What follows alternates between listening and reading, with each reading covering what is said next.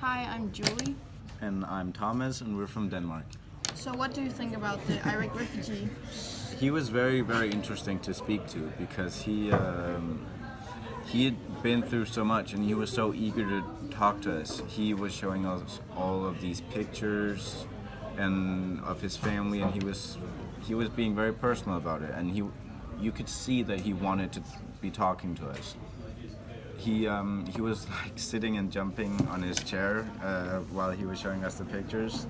It was very cute because we all were kind of interested in what he had to talk about because we've all heard, like in the media, we've all heard about refugees and oh, it's bad, they're all coming up, and some other media said it's good, but it's been nice, like speaking to a real person, so you can kind of see what they went through.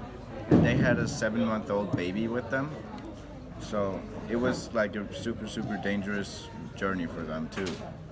So it was super interesting speaking with him, and especially seeing. I was very curious to see how long the journey would take. But it turns out I thought it would take a month or something, but it only took 16 days. Well, only. But no, he said 16. Yeah, okay.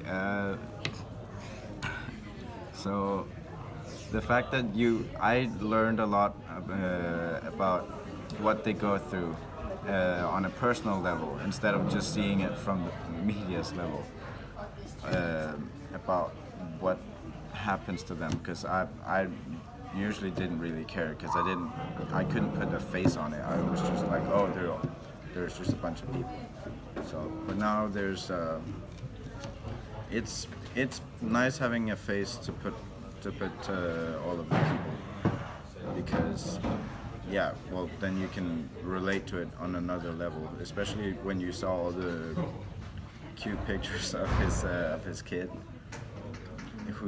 He was talking every time he was talking about his daughter. His whole face just lit up, and he was super good at English too. So I think he was actually pretty good at Finnish too, but he didn't speak it because we don't all understand it. So just cut. How was he compared to how the media picture refugees? He was very different to how the media portray them because, well, most media in general in Denmark picture refugees as like these people who come just wanting help and they're lazy, and some of them of course want to do something for the country, but in general most of them just want to be here. But he was very different to how I was expecting him to be. He was very nice. You could talk to him, and I was expecting them to be like really bad at English because they just didn't really care enough to learn it. But after Inger Støjberg became the integration minister in Denmark, the media's kind of been picturing refugees the way that she sees them, like kind of in a bad light, where they just don't want to work for it, and they don't want to work for what they're getting from the country. And I think that's kind of sad that it's turning to that point, because now that I've met at least one, I have an idea of how they actually are instead of how she and the media portrays them. And he was a very nice person, and he actually went over the time limit because he wanted to show his whole story. And when the teachers came to say he had to be done, he was like, oh, I just need 5 more minutes. And that happened like 2 times. So he really cared about sharing his story, so we would understand that they're not scary men coming to take our jobs and to take our money. They're coming there because they have to come here, because they're being persecuted for things that people shouldn't be persecuted for in their home country, and their home countries. Yeah, it's really sad. But now that you can put a face on it, and his family and everything, it was very, very nice meeting him. It kind of gave a new, shed new light on how it all goes, and why we should help them instead of turning them away. So, hi, my name is Natalia, And my name is Emma. and we are from Slovakia. So, what did you think about Sasha when you first time saw him? When I first time saw him, I didn't really know what to think about him. And then he told us that he was transgender and bisexual. And I didn't I didn't know how to react, because in Slovakia we we don't see them, those transgender people, because Yeah, because we don't do operations and stuff in our country. yeah. And also, like bisexual, we don't really see homosexual or bisexual people. Like, you can tell when you look at a person what is his sexuality. And what did you think when you first saw him? I personally didn't really think he was born a woman. Like, he didn't look that way, and he looked really young. And when he told us he was 29, I was so shocked. Yeah, and it's really amazing what the medicine can do this time, to change somebody's gender. That's really tough, and to go through everything again and again, and that's really amazing that he was able to go through it, and that he was able to get okay with people telling him stuff you are not okay and stuff. Yeah. So what did you think about the laws that they have in Finland applying to transgender people? I think that it's weird that they have to be sterile, and they can't donate blood. And I think this is well, I don't know. Discrimination. Yeah, this discrimination, because I don't think that you can choose. If you don't feel like you're the right gender, you know what I mean. Yeah, I know. And I don't know how it works in Slovakia. Do you know how it works in Slovakia? No, I don't think we do that, also because we don't have.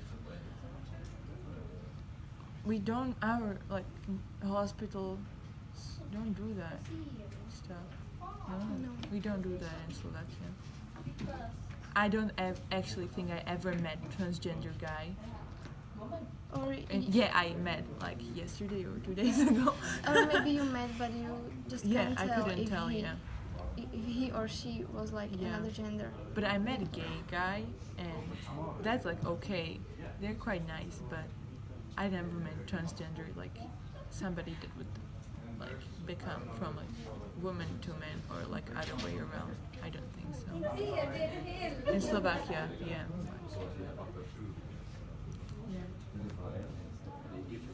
My name is Christine. And my name is Inki, and we are from Iceland. We are really thankful that you were able to try Finnish traditions.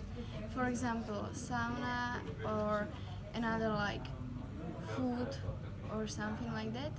And compared to Slovakia, it's really cold. So we are Thankful that we were able to go to sauna yesterday. yeah Finally, something warm in a week. So yeah we were cold the whole week. So we don't have that temperatures in our country, and yeah, -28 is a lot, really low, and I don't think I was ready for that. But yesterday when we were like in the sauna, it was like really warm there, so we didn't actually want to get out of it there. Yeah. But we have to. We had to. Yeah, because they kicked us out. They were like, go out, we want to go. So, sucks. But it was like really good experience. Yeah. All of these things. And like the food here is like tasty, but like also it's very like big. Like you get a lot. And like I don't think we have that in Slovakia. We have like small like plates and stuff, so we don't really have that much food. And they're like really used to throwing out a lot of food here. Like they go to a restaurant, they order something and they eat like quarter of it and they like throw it out, so it sucks. Yeah, we eat everything pretty much, so that's like us. We tried many different kinds of foods here, which we really liked, and many of them are really similar to Icelandic food. One type of bread they eat here, which I don't know the name of in English, but it's rúgbrauð in Icelandic and råbrauð in Swedish probably, something like that. And then there's kjötsúpu, okay, meat soup, something like that, I think. There's kjötsúpa in Iceland, which is just a very good tasting soup. Yeah, But I think we can agree on that the best thing we tasted here was karelska pyroger, which was some rice stuff with egg and butter smeared on top of it.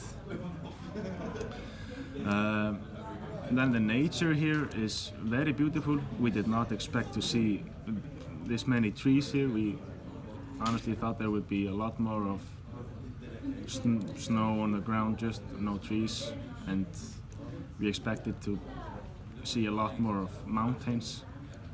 Compared to Iceland, there are 0 mountains here, unlike Iceland, which is just mountains. I think that's pretty much about it. But yeah. Hey! Shut up! We think the Romanian people were like the most exciting for us. We didn't even know those existed. We've never seen them in Iceland, and you know, if there are any in Iceland, I mean, we don't really know much about them, but we really liked them.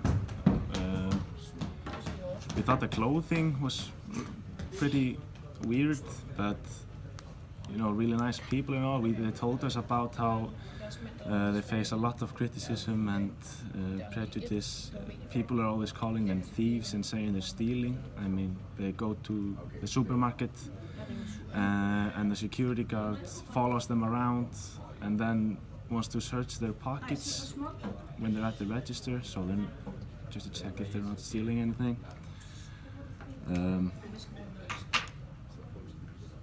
I think if they would come to Iceland, I mean, of course they would, or you know, if they are there already, they will probably face some criticism and all that stuff, but I think they would really feel good there, because you know, we don't